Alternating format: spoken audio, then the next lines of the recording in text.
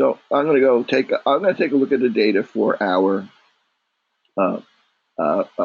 North Carolina birth set, and I'm going to go into the data view first. Actually, let me go to variable view so we can look at some of the variables. So within these variables, I'm going to be looking for numerical variables first. Okay, so I only have so many numerical variables: the amount of weight gained during pregnancy, the weight of the child, right? I thought I had another one here, right? Oh yeah, and the mother's age at the at birth. So I want to know if there's any relationship between these numerical variables. Well, let's say what would be of interest there? Which of these would be things that would predict other things here? So the weight of the child in ounces at birth, or grams, either one, right? Well, that could be influenced by, say, the let's see, the let me get to my numerical variables. That might be influenced by the age of the mother.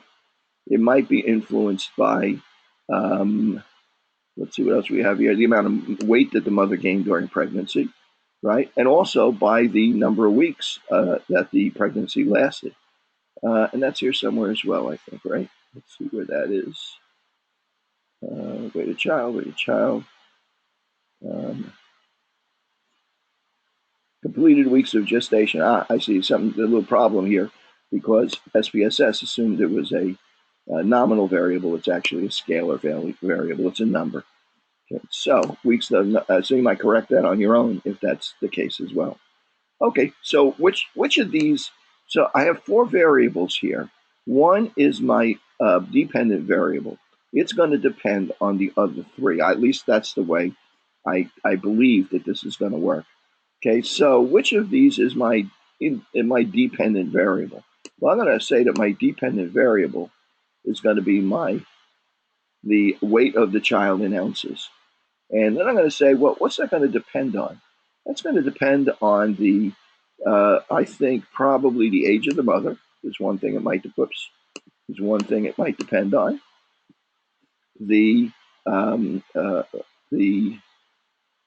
Let's see, of the scale of variables, the weight gained during pregnancy. That seems like a reasonable thing that it might depend on.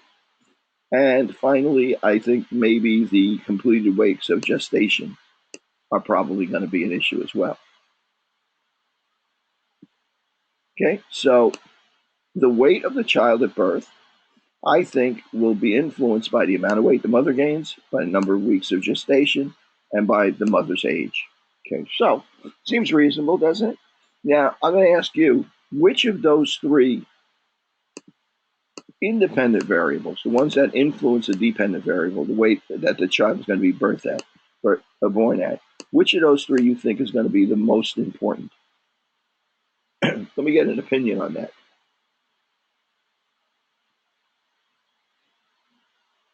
Completed weeks of gestation. That sounds good, right? Does anybody think that the weight gain during pregnancy is going to be more important than that, or? Okay, well, we're going to take a look.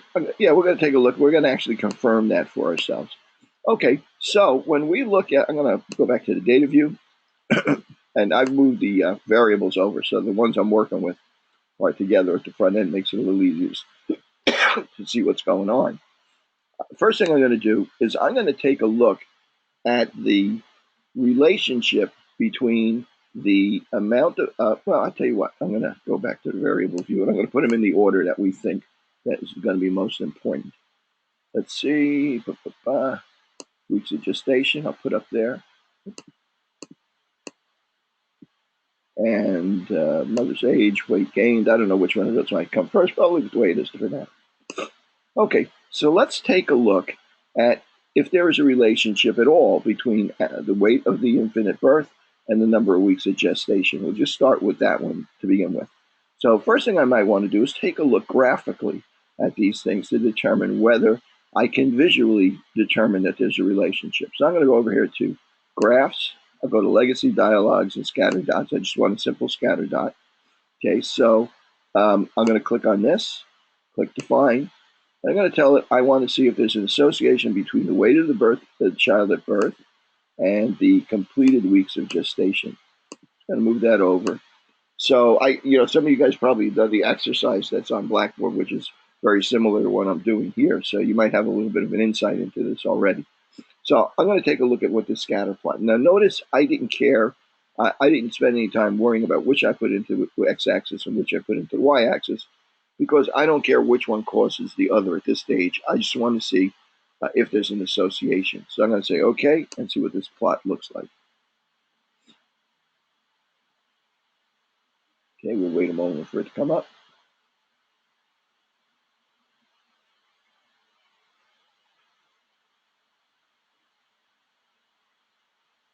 Okay, and wow, looks like it's pretty dramatic, right? we have we can see it. We can imagine a line going through here and see that as the completed weeks of gestation increase, the weight of the child increases as well. Okay, and that looks like a pretty realistic association. Okay, so we do suspect that there's some association between weeks of gestation and the weight of the child. Now, what are these values down here? Why are these isolated down here? It's so small, right? Those are outliers, but why are they outliers? What's going on here? What are these babies here? These are premature births, right? I mean, look at the weeks of gestation here, right? So these down here are premature births. So we might want to consider, because there may be, there may be reasons for us to believe that maybe that what's going on down here may not be representative of normal gestation period babies. Maybe if we're really examining normal gestation period babies, we might want to filter those out, or do the analysis without them, right? So, but I'm going to leave them in for now, right? I don't think they do actually seem to lie on that line anyway, don't they? Okay, so let's take a look at now with the other variables that we were interested in as possibly influencing the birth weight of the child. So I'm going to go back up here to see, graphs, legacy dialogues. I'm going to go to scatter dot. Okay, now this time I'm going to click on, I could go individually through and compare, simple scatter dot, compare out the weight to weight at birth to the amount of weight gained, or the weight at birth to the mother's age. But actually, I can actually create a matrix where it'll look at all of these associations between all of these. Okay, matrix variables. Going to be weight of the child, completed weeks, weight gained, and the age of the mother. Okay, I'm not going to bother with markers and stuff like that. I'm just going to run the analysis.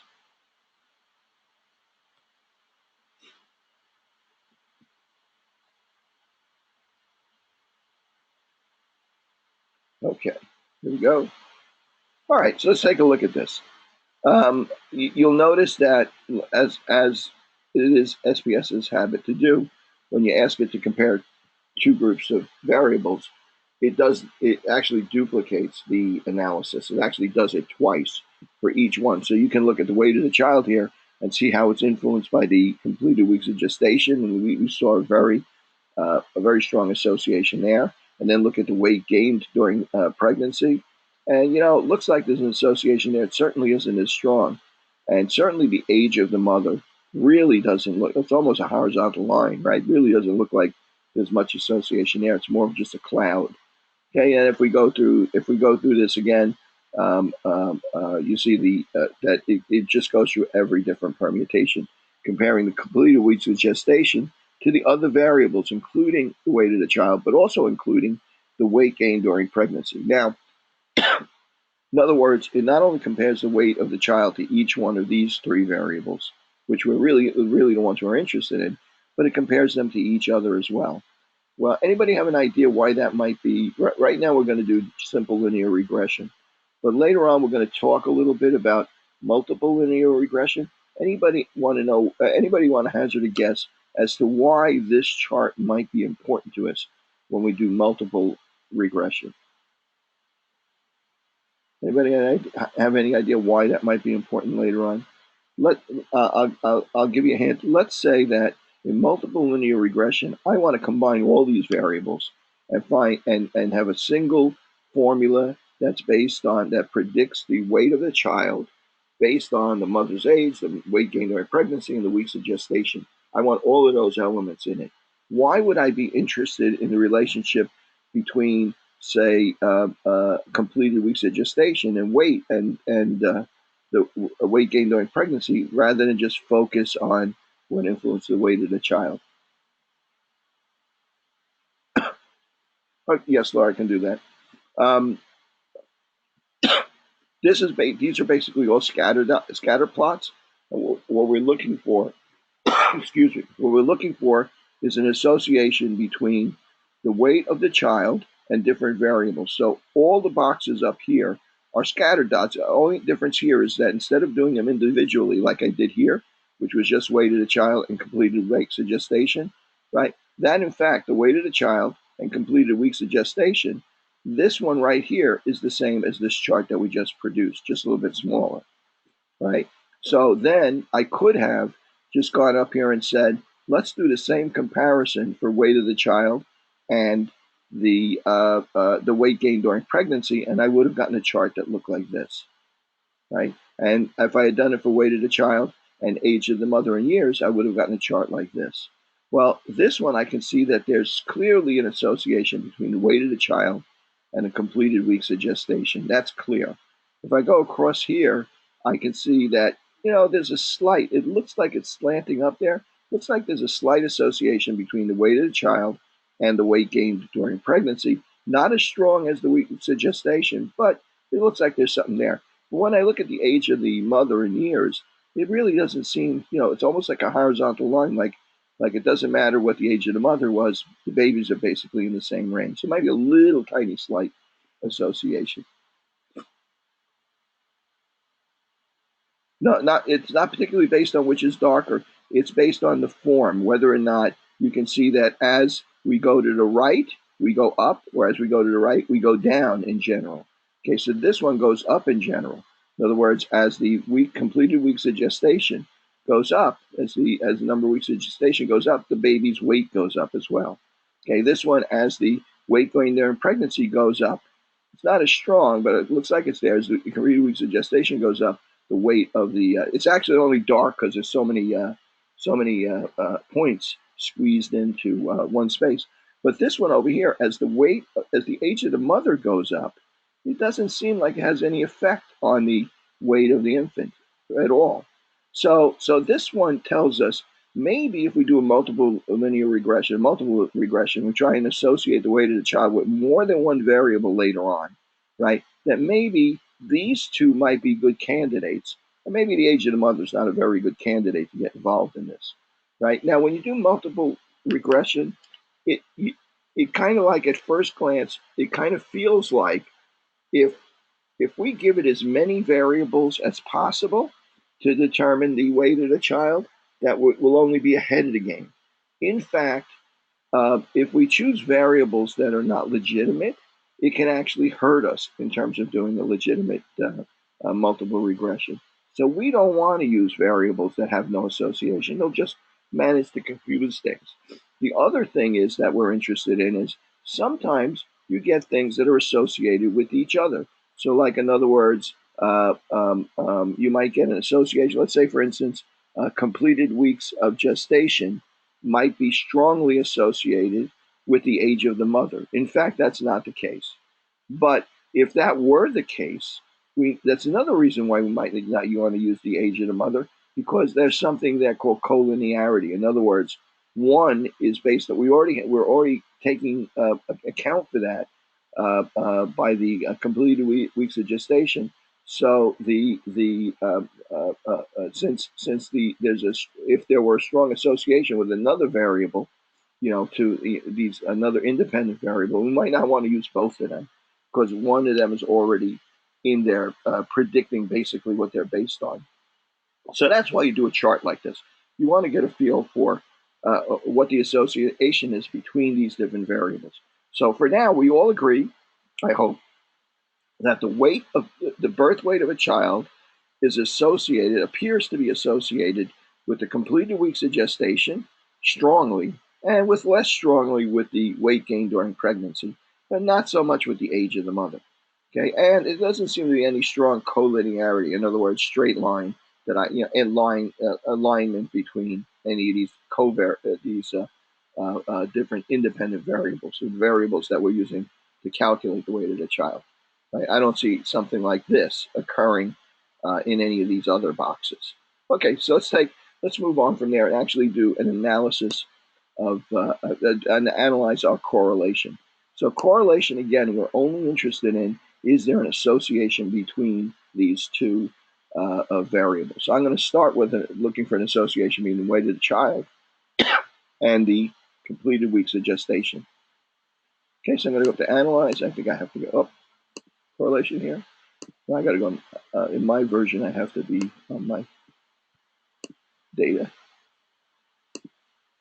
Okay, analyze, correlate. I don't know if this happens on your versions at home or at school or something like that, but I'll get different drop menus based on whether I have the data file, the data window open, or the output window. You see, you'll even notice that the windows change a bit there. Let me get this out of the way. Okay, so I'm going to go here and I'm going to analyze, correlate, bivariate, because right now I'm only comparing two variables.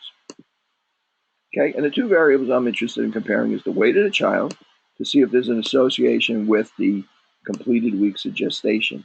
So we're going to calculate something called the Pearson's coefficient. Does anybody remember what the symbol for the Pearson's coefficient is?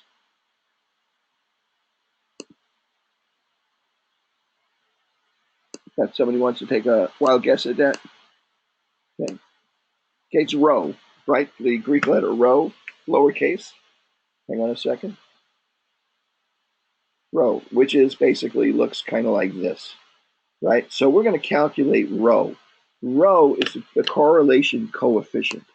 Okay, so the way that rho works is that if rho is equal to 0, correlation coefficient is equal to 0, there's no association between the two variables. In other words, we get a scatter plot that looks like this.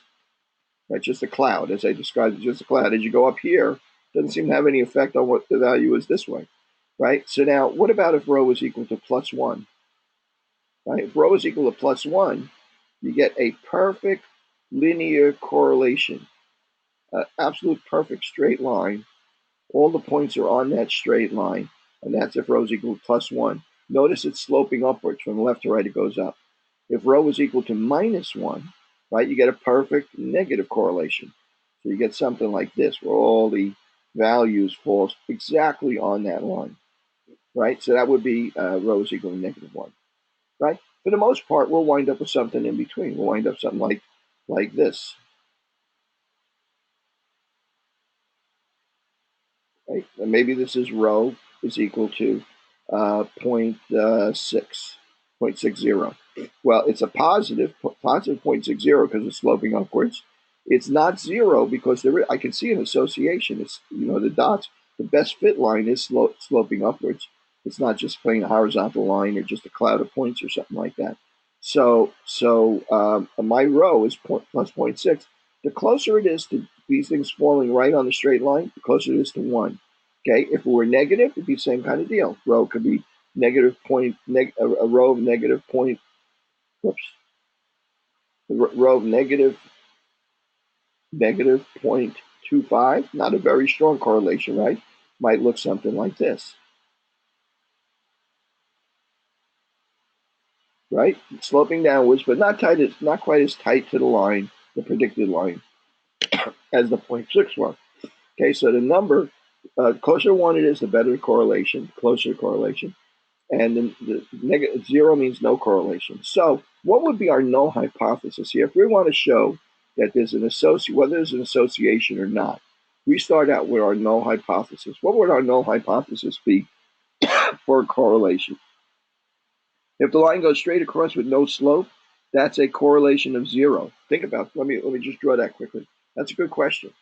Okay, let's say that this is age, and this is what can I put on here? Let's say there's no correlation with age and height, right? Let's say this is age and height.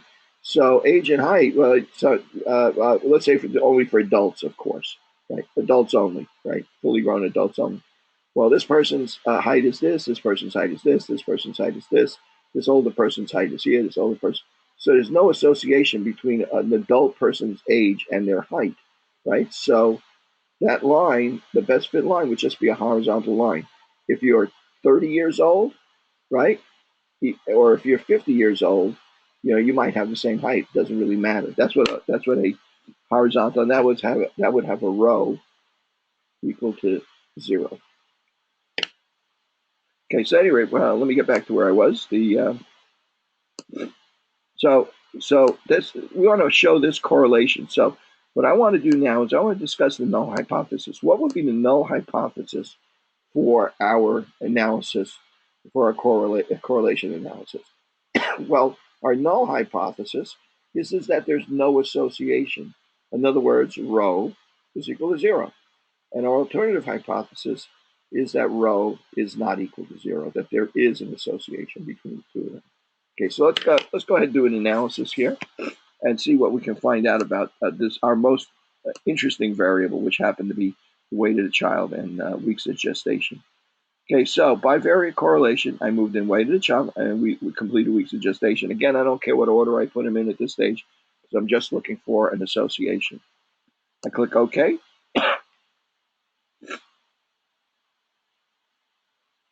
And my output window will come up short.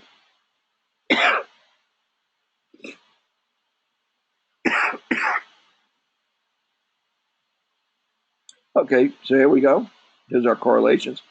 Well, look, completed weeks of gestation, the correlation coefficient, right? Well, no, again, this is a 2x2 table here. It's associating weight of child with weight of the child, which is the same. So it's 1. That's meaningless. Didn't need to put that in there. Weight of the child associated with completed weeks of gestation. We got a rho value of 0.583. And I mentioned 0.86 was a pretty good correlation, right?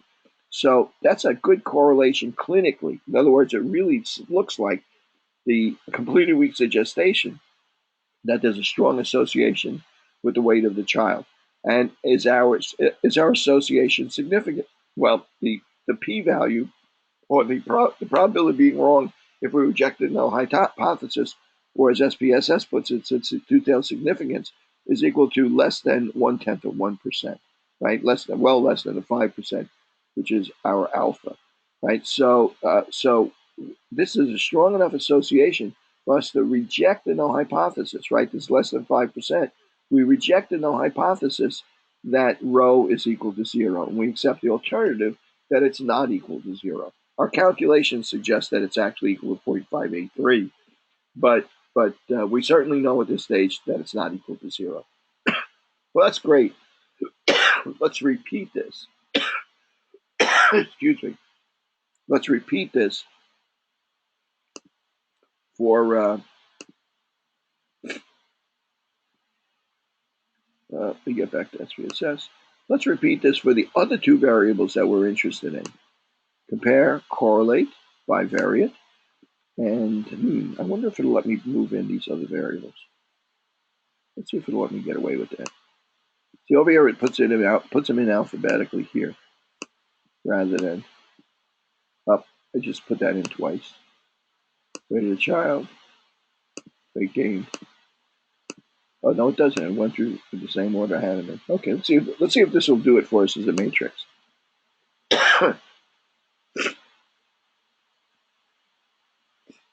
Haven't done this before. I usually just do them individually. I haven't tried to do them all at once. See if it creates a matrix. Oh, it does. Okay, there you go. Let's save a little time. Okay, so let's take a look at this. When I associate the weight of the child with the completed weeks of gestation, I get a strong correlation, and it's statistically significant. When I associate the weight of the child with the weight gained during pregnancy, I get not as strong, a weaker association, but it too is statistically significant. And when I associate the weight of the child with the age of the mother, I get the least strong association, but as it happens, it's statistically significant also. When you got a very large data set, sometimes you can find statistical significance in things that don't really have a clinical significance. To put this in perspective, I'm going to jump a little bit ahead.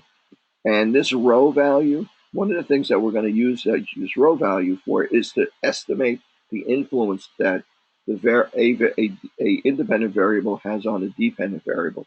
We're going to take rho and we're going to square it, and we're going to say basically that squared rho, r squared, is the percentage of the variability in one variable that affects the other variable. So if I take 0.6 and square it, I get about 0.36 or about 36%.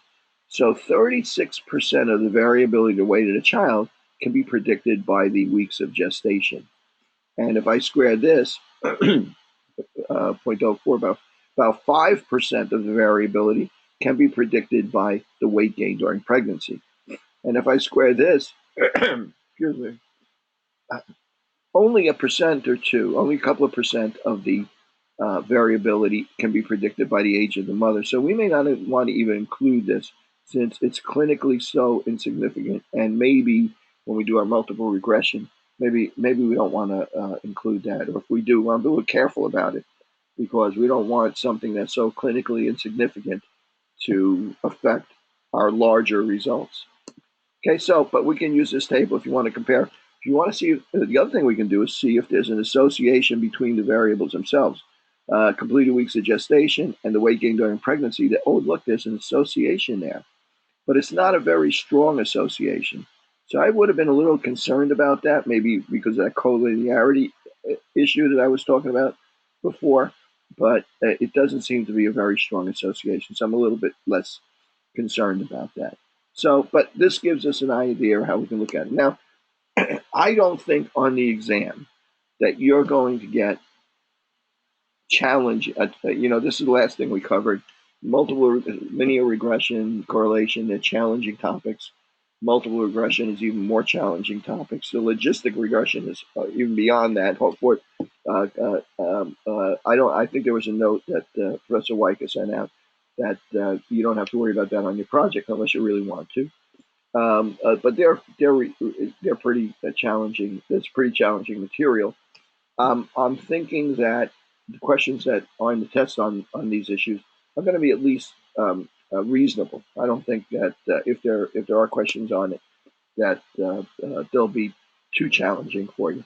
Okay, so this is how basically, if I'm looking at simple correlation, this is how I would do it. Most part, simple correlation, just looking at one variable, which we did up here. Correlation, weight of the child, and the weeks of gestation, and we did find an association there. And we did a scatter plot, and so on and so forth. Don't worry too much about the matrix. You can always do them individually if you need to. So now, I'm going to say to myself, okay, let's take a look at regression. What does regression bring to the table that correlation does not? Well, regression involves creating not just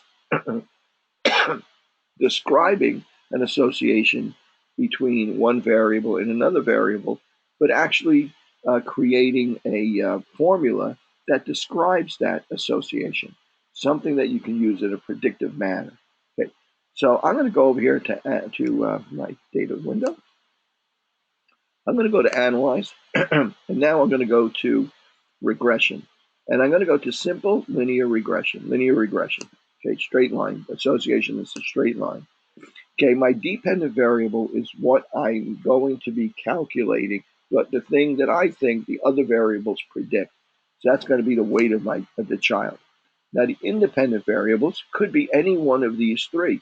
The one that we found that had this, based on what we saw with the scatter plots and the Pearson's correlation coefficient, the one that seemed to have the most influence was the completed weeks of gestation. So I'm just going to put that in there. I'm going to enter that first. Okay, so I'm going to click OK. I'm going to see what kind of analysis I get.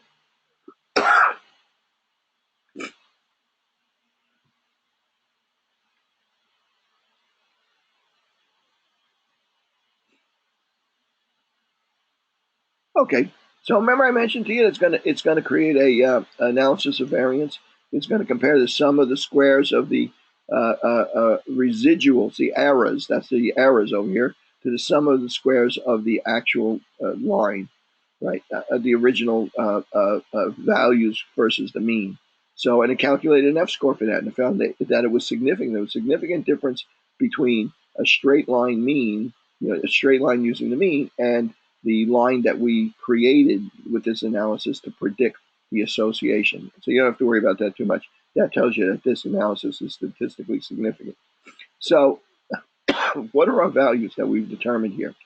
Well, the R value, that's nothing new. We calculated the R value before. That's the Pearson's correlation coefficient. We already knew that was 0.583.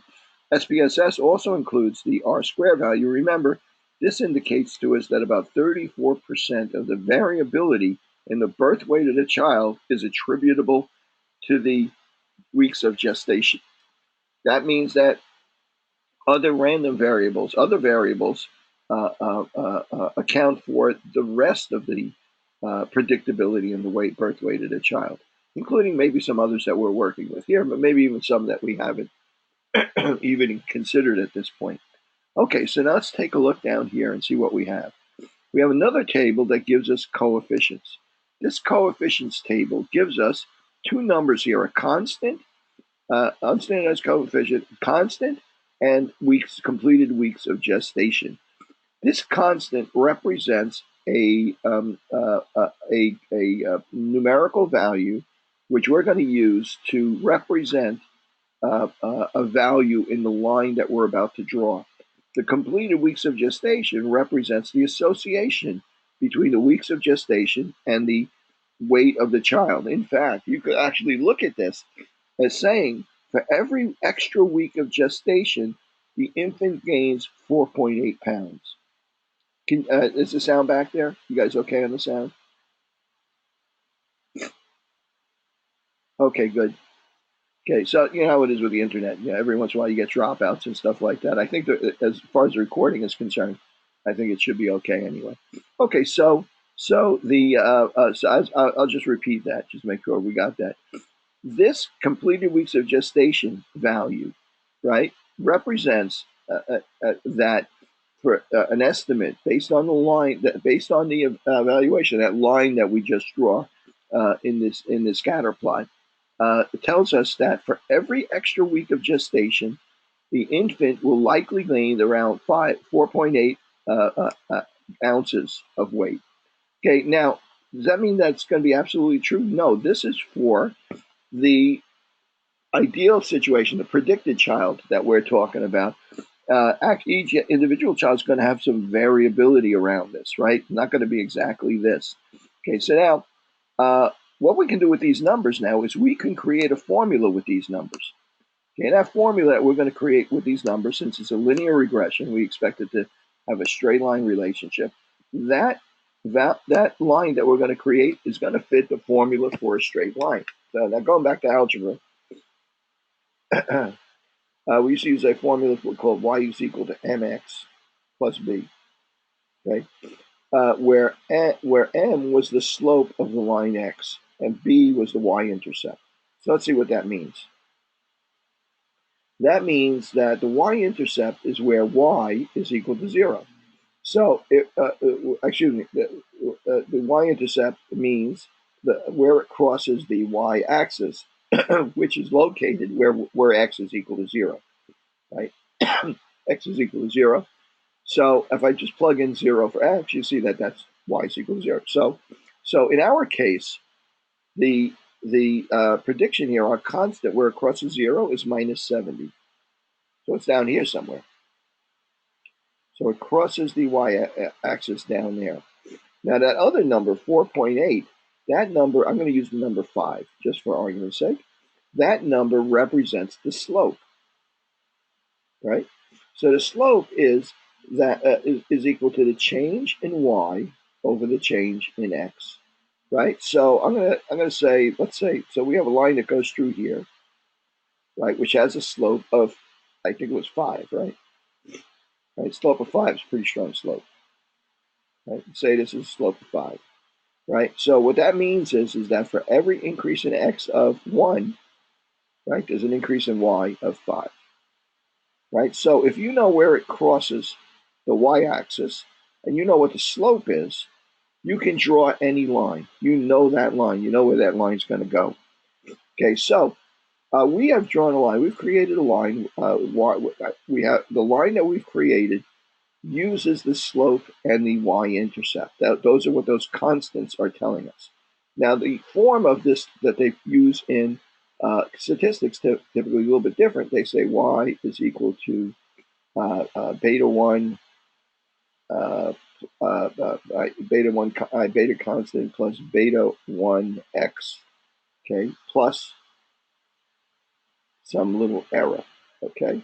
So what does all this mean? Well, the slope is this number over here in front of the x, and the y-intercept is this number over here. Okay, so by filling these in, we have a formula which predicts the association between just weeks of gestations and the weight of the child. So instead of using y and x now, well, first of all, I'm going to substitute minus 70 here, and I'm going to say plus 4.8 times x here, plus some error. I'm going to forget about that for now. Okay, y is equal to minus 70 plus 4.8x. Okay, remember this is the slope, goes in front of the x, and this is the y-intercept. So that's our formula for our line. Okay, now y really is the weight of the child. Is going to be equal to minus 70 plus 4.8 times the weeks of gestation. Okay, so there's our formula. This formula represents that line, and we can use it to predict what our in other words, if we have a child that if we have a child at a certain number of weeks of gestation, let me just see if I can't see some of this data. Let me go back to the scatter plot. Okay, so a child at 40 weeks of gestation, I would predict that its weight would be, and the way I would determine that is I plug 40 into this, 40 times 4.8, excuse me,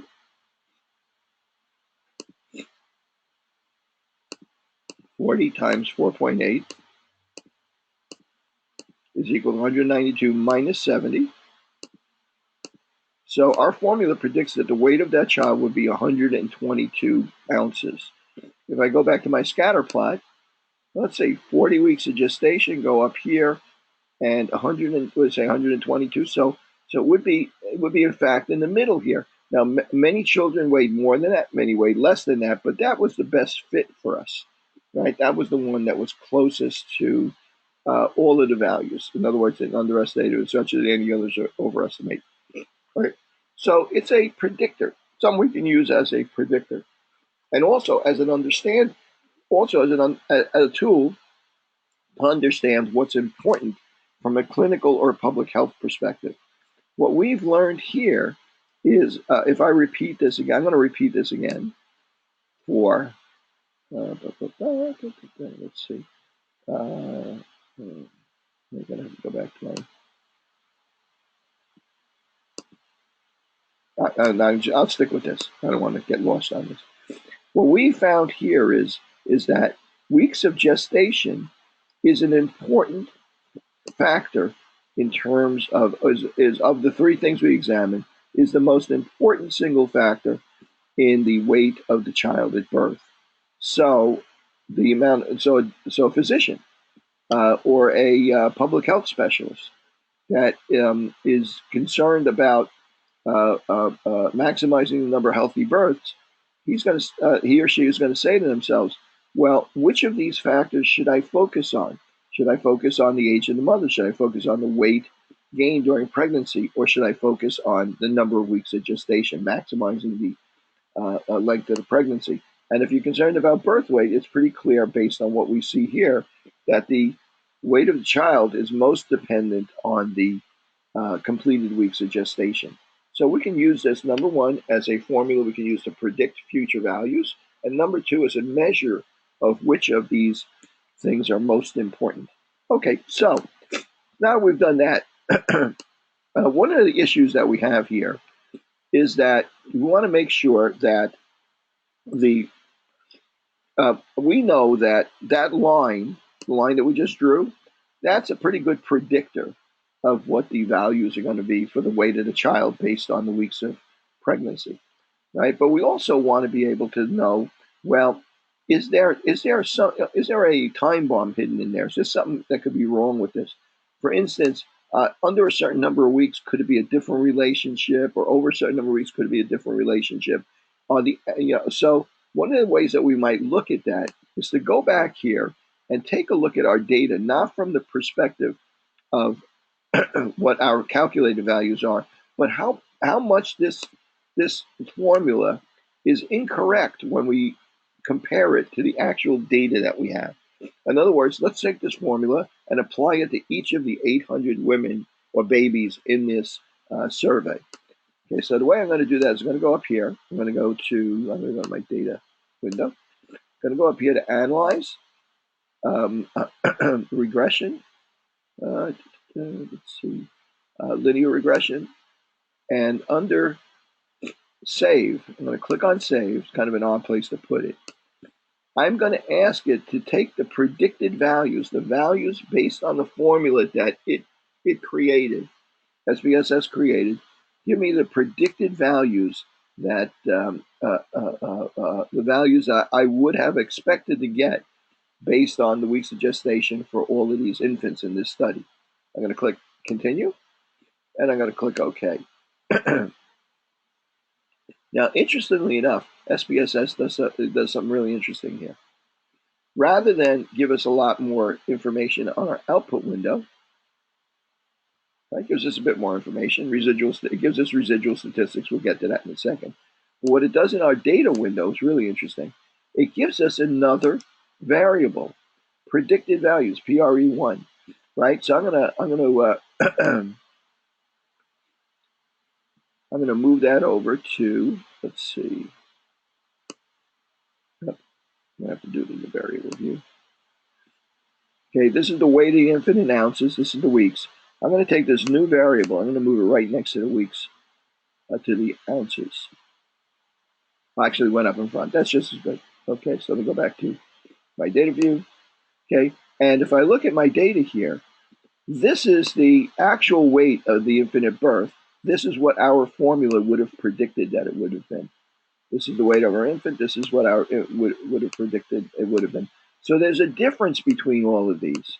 And we want to make sure that that the difference is random for infants of low birth weight and infants of high birth weight, that there's not some weird association here that we're not taking into account. So we want those residuals to be random. So the way I'm going to do that, and I might be getting a little bit beyond what you're likely to get on the test, but just so you know, we got it covered. Okay, so I'm going to go into compare means, excuse me, a regression, linear regression. Okay, and this time I'm going to go into statistics, I think. Nope, that's not what I want. I'm going to go into save. So I'm going to ask it to take the residuals and I'm going to ask it to standardize the residuals. By standardizing, it's going to take each individual residual, right, or difference, and it's going to it's going to assign it a z-score rather than its actual value. Okay, so I'm going to ask it to do that for me. I'll click Continue. I'll click OK. And actually, I wanted to go into plots also. Let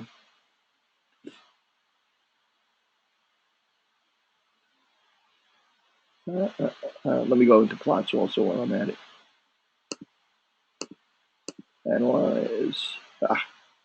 Again.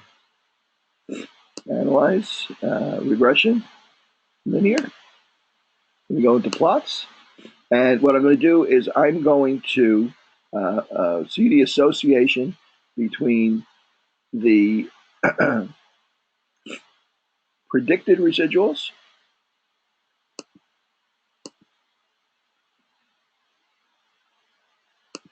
and the actual residuals. I'm going to move that in there. I'm going to move that in here. Okay, and let's see if I can get a plot out of that. So, okay.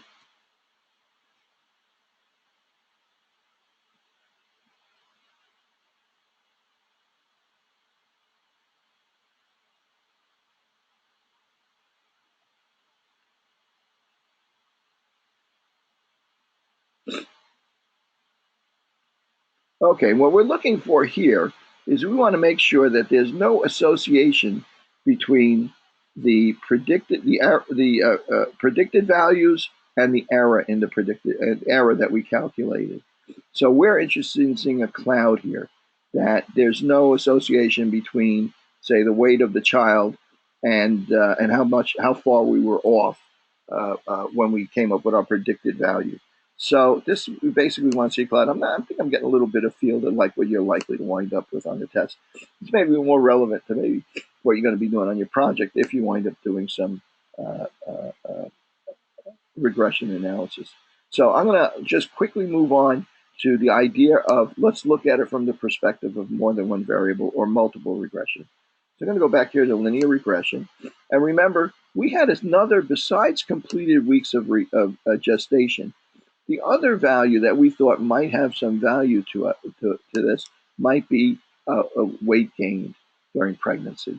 So I'm going to move that into this independent variables box as well.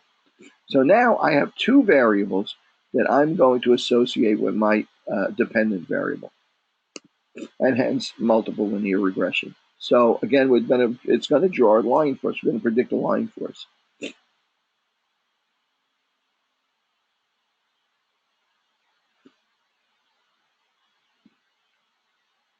Okay, well, I still have that turned on in plots. That's why that plot showed up there. Okay, so overall, our R square for this analysis came up as 0.588. Let's see what it was before. So our overall, we've increased the prediction value of our analysis by adding the second variable. We've increased the prediction value from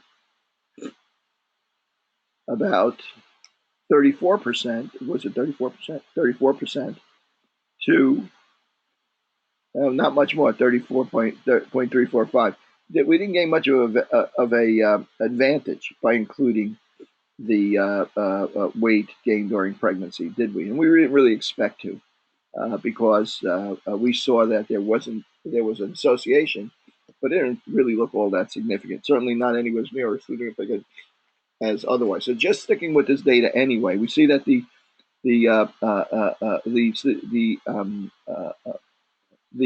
associations are statistically significant, right? But now instead of having two coefficients, we have three coefficients. The first one again is the y is again still a straight line.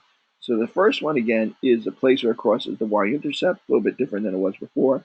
The second one is the value for the slope of the line based on the weeks of gestation, and the third is the slope of the line based on the weight gain during pregnancy. So for every pound that a woman gained, it appears that we would predict that that the infant would gain a quarter of an ounce, right? Not very significant, right?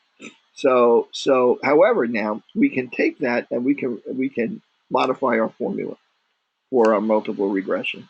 So we can get to it. So our formula now for our multiple regression is going to be equal to y is equal to the constant, I'll just put c there for now, plus beta 1x plus beta 2x. Okay, where this is the slope from our calculation for the weeks of gestation, and this is our slope or the weight gain during pregnancy. So really, this formula represents the weight of the infant in ounces is equal to 69, whatever that was, plus 4.8, I think it was, times x, plus 0.2, excuse me, let me fill in for x what that was, 0.48 times the weeks of gestation, plus 0.25, or whatever it was, I'm not going to go back and guess at it, 0.25 times the pounds. It's 11 o'clock. Weight gained by mother. So now this formula is one that presumably is a better predictor than our single variable model, but not much, right? We really didn't gain very much by adding that extra variable. And the third one we were thinking about probably would not help us at all. In fact, maybe confuse the issue a bit more. Okay, so I think, like this should help you if you get a problem on correlation or linear regression. At least you'll have the sequence of where the windows are, where the drop menus are, and stuff like that, and where to plug in these numbers for your regression formula, and how to use them to predict stuff. But hopefully you guys have the tools now that you need to do okay on the test. If you have any questions and stuff, I apologize for my voice. I know I'm having this coughing, but I suddenly got a cold. Started last night, and I'm a little bit of a wreck right now. But however, nonetheless, hopefully you guys have a easy time on the test. And don't forget to go back to cover all the material from the beginning, because it might be a lot of that stuff might not all the way back from the beginning.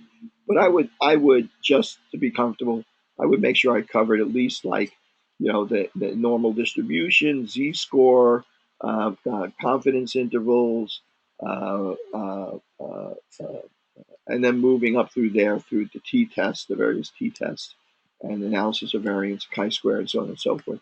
Okay, don't wind up getting beat on the easy stuff from early in the semester because you didn't review it.